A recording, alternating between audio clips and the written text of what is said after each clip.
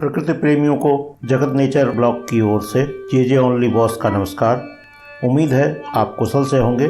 मैदानी क्षेत्र के व्यूअर्स भीषण गर्मी का आनंद ले रहे होंगे और उत्तराखंड के व्यूअर्स को इस समर का आनंद आ रहा होगा। सूर्यदेव भूमध्य रेखा को लांघकर भारत की धरती की ओर यानी कि कर्क रेखा के पास पहुंचने वाले हैं। 30 जून को ये कर्क रेखा के ऊपर होंगे।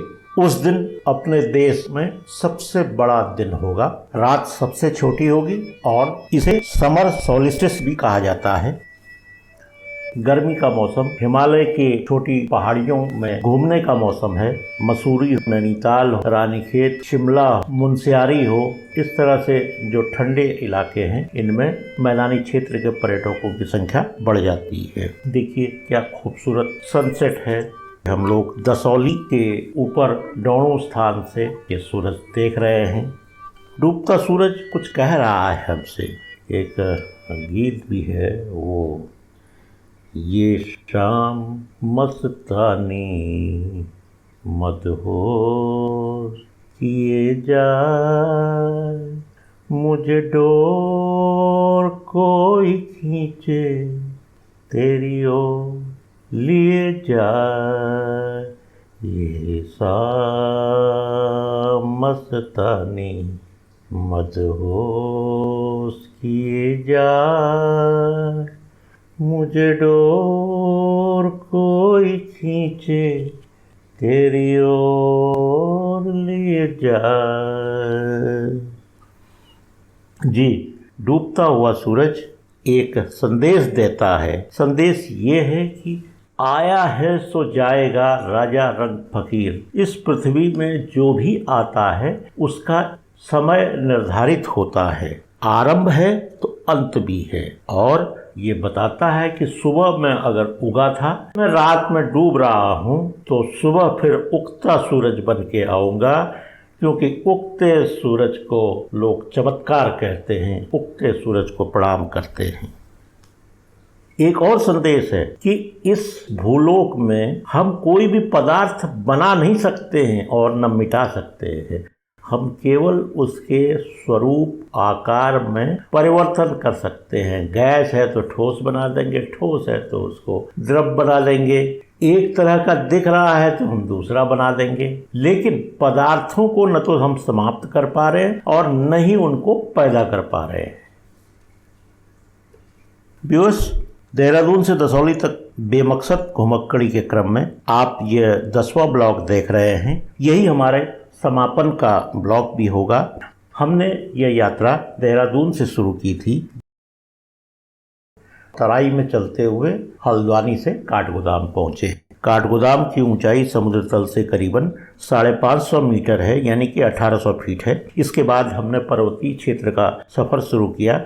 सबसे पहले नैनीताल पहुंचे, सरोवर नगरी, और पुरातन काल में मानसरोवर जाने का रास्ता भी यही था जो रास्ता हमने पकड़ा है। काफ़ी दूर तक हम इसी रास्ते में चले हैं।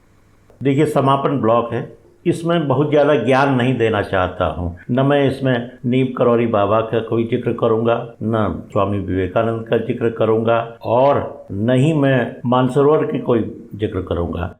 और जो भी है वो रिलेटिव बातें बता रहा हूँ। भवाली से आगे अल्मोड़ा तक ये रास्ता महाजना येन गता सपंथा तो है, लेकिन आज के यूथ आइकन, देश के सबसे तेजी से बढ़ने वाले ब्लॉगर सौरभ जोशी का ये मार्ग है। वो हल्द्वानी से अपने गांव सोमेश्वर जब जाते हैं तो इसी पथ का, इसी रास्ते का इस्तेमाल करते हैं। हम भी इसी रास्ते से गुजरे हैं।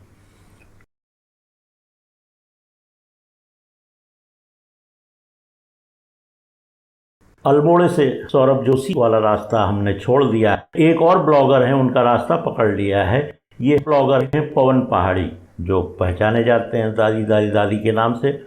और उसी रास्ते में चितई से हम आगे बढ़े और लकू उडियार होते हुए धौलछीना, तेराघाट, राईअगर होकर बेरीनाग और चौकोड़ी से हिमालय के अच्छे दर्शन किए। पूरी रेंज हमने देखी।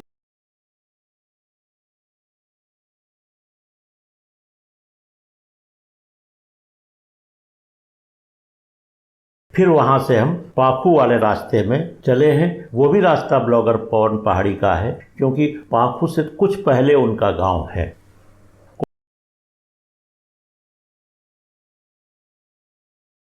कोटमनिया में हमने मस्क डियर यानी कि कस्तूरा मृग का फार्म देखा, वहाँ अनुसंधान उस पर होता है। कोटगाड़ी गांव में कोकिला देवी का मंदिर है। कोकिला देवी स्टिंक्ट जस्टिस की देवी हैं, यानी कि त्वरित न्याय होता है, इसलिए बागेश्वर और पिथौरागढ़ के बड़े क्षेत्र के लोग वहां पर आके अपनी मनोहार कर जाते हैं। कोटगाड़ी देवी के बाद हमने दसौली और डोणू का रास्ता पकड़ा है। दसौली पूरे क्षेत्र के बड़े गांवों में से एक है। यहाँ पर पानी की मात्रा अच्छी है, यहाँ खेतीबाड़ी अच्छी होती है, इस गांव में पाठक लोग रहते हैं। यहाँ पर मैंने देखा कि रिंगाल, जिसे निंगाल भी कहा जाता है, बड़ी संख्या में उसके पेड़ वहाँ पर हमें दिखाई दिए। निंगाल या रिंगाल जो है, यह आत्मनिर्भर भारत का बहुत पुराना एक उत्पाद रहा है। इससे डलिया बनाते रहे हैं, चटाई जिसे मोस्ता कहा जाता है वो भी बनाते थे, और तरह तरह के कई उत्पाद बनाते थे। व्यूअर्स, हाल में उत्तर प्रदेश विधानसभा में गोबर को लेके बहुत बहस हुई, जिसमें मुख्यमंत्री और नेता प्रतिपक्ष भी शामिल हुए। यहाँ पर जो गोबर का इस्तेमाल देख रहे हैं, ये आंगन में लगी दीवार को लीपने और उसकी दरारों को भरने के लिए किया गया है, और इस गोबर की वजह से उस घर में रहने वाले बच्चे, जानवर, सांप, कीड़ों से बचे रहेंगे। इसलिए आप देख रहे हैं कि दीवार जो है गोबर से लीपी गई है, उसके दरारों को भरा गया है। दसौली करीब 5,500 फीट की ऊंचाई में बसा हुआ गांव है। खूबसूरत गांव है। यहाँ पर पोस्ट ऑफिस भी है, जूनियर हाई स्कूल तक की यहाँ पढ़ाई होती है। जमीन उपजाऊ है, प्राकृतिक संसाधनों की संपन्नता है। घरों में रसोई गैस के सिलेंडर होने के बावजूद खाना पकाने के लिए ज़्यादातर लोग लकड़ी का इस्तेमाल करते हैं। इनका मानना है कि लकड़ी में पकाया गया भोजन रसोई गैस की अपेक्षा ज़्यादा स्वादिष्ट और ज़्यादा पौष्टिक होता है। व्यूअर्स, दसौली के बाद डोणू, लक्ष्मा, उखड़ानी, ऊपर को ऐसे स्थान हैं जहां खूबसूरती को प्रकृति ने खुद ही जड़ा है। 6,000-7,000 फीट की ऊंचाई के इन वर्जिन स्थानों में लोकल निवासियों की पहुंच भी बहुत कम है। चारों ओर सुंदरता पसरी हुई है। ये नैसर्गिक सुंदरता है, इसमें बनावटी कुछ भी नहीं है। डोणू का मतलब है डाना यानी धूरा, और इसे हम पर्वत की ऊंचाई में बसा हुआ कोई स्थान कह सकते हैं। डोणू का एक अर्थ और निकलता है, अपने गांव की रक्षा के लिए एक स्थान पर विघ्न विनाशक यानी कि गणों के ईश गणेश जी है, उनकी स्थापना की जाती थी, ताकि जो आसपास के गण हैं, जो विघ्न पैदा करने वाले हैं, उनमें नियंत्रण रह सके। तो इसलिए गणेश जी को डाणे में स्थापित किया जाता था। विभिन्न नामों से वहां पर इनकी पूजा होती है। ये जो आप जमीन में बेल बूटे देख रहे हैं, कभी कपड़े के लिए डिजाइन का काम करती थी। मुझे खुद याद है, आज से 40-50 साल पहले जो घाघरे का कपड़ा आता था, अधिकतर इसी तरह के छींट, इसी तरह के डिजाइन, इसी तरह के कलर वाला कपड़ा पहाड़ में ज़्यादा बिकता था। इसे आमतौर पर तिपतिया कहा जाता है। हिंदी में इसका नाम चंगेरी, तिपाती, खट्टी बूटी, खटकल, इंडियन सोरेल, ऑक्जिलस आदि हैं। अस्थमा, दमा के रोगियों के लिए रामबाण है। सांप के काटने का इलाज है। इसकी तासीर ठंडी है। गर्मी में इसकी चटनी भी बनाई जाती है। हाँ, यह है कि गठिया और पथरी के रोगियों को इसके सेवन से बचना चाहिए। दांत के पायरिया रोग को यह खत्म करता है। अब जो ये पौधा देख रहे हैं, यह भारतीय पौधा नहीं है, लेकिन अब इतना भारतीय हो चुका है कि भारत के हर कोने में पाया जाता है। इसका नाम अंग्रेजी में आर्जिमोन मैक्सिकाना है। पिकली पॉपी और मैक्सिकन पॉपी के नाम से भी पहचाना जाता है। हिंदी में से सत्यानाशी, कटुपर्णी, घमोई, भड़भाड़, कटकुटारा, स्वर्णशीरी आदि के नाम से पहचाना जाता है। आयुर्वेद में भाव प्रकाश निकट्टू इसे कहा जाता है। आर्जिमोन मैक्सिकाना से आपको ध्यान आ रहा है, कुछ वर्ष पूर्व एक विवाद हुआ था जिसमें ड्रॉप्सी बीमारी की बात थी, पेट फूल जाने की बात थी, लोगों ने कहा कि सरसों के तेल में आर्जिमोन मैक्सिकाना मिला दिया जाता है। अब ये सत्यानाशी अगर आर्जिमोन मैक्सिकाना है, नो डाउट इसके बीज जो हैं सरसों की तरह से होते हैं, इसके बीज सरसों से ज्यादा महंगे होते हैं। इसलिए कौन किसान ऐसा है कि जो इनको इकट्ठा करके सरसों में मिलाएगा और कम दाम पर बेच देगा।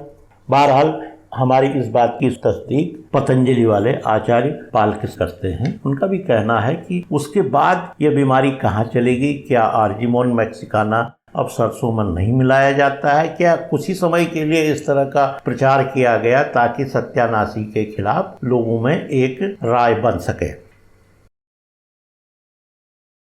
कसौली, डोणू, लक्ष्मा, उखड़ानी की सुंदरता पर अभी पर्यटकों की नजर नहीं लगी है।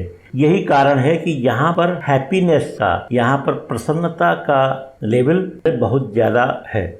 आपके सामने ये वृद्ध महिला की तस्वीर है जो हमें डोणू में मिली थी। वो घास काट के ला रही हैं, लेकिन उनके चेहरे में कहीं भी न तनाव है, न कोई ऐसा भाव है कि उन्हें जबरन काम करना पड़ रहा है।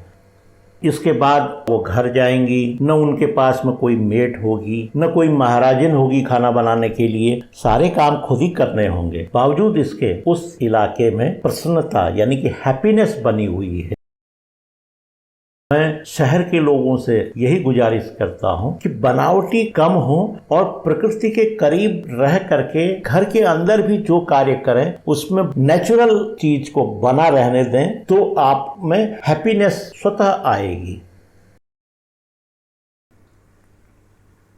इसी तिपतिया को लेकर विदेशों में एक कहानी बताते हैं जिसे कहते हैं 4 कलर लीफ, 4 मुखी तिपतिया। वहां पर एक आम चलन है कि 10,000 पत्तियों में एक चौमुखी पत्ता मिलता है और उसे बड़ा भाग्यशाली माना जाता है।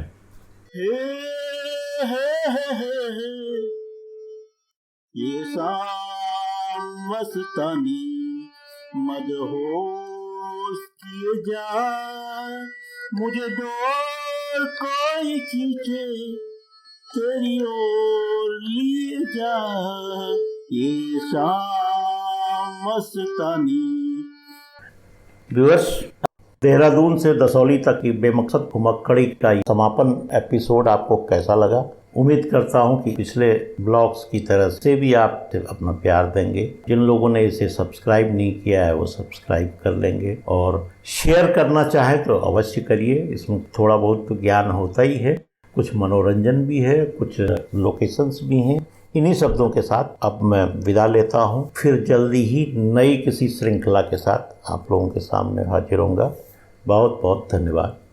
नमस्कार।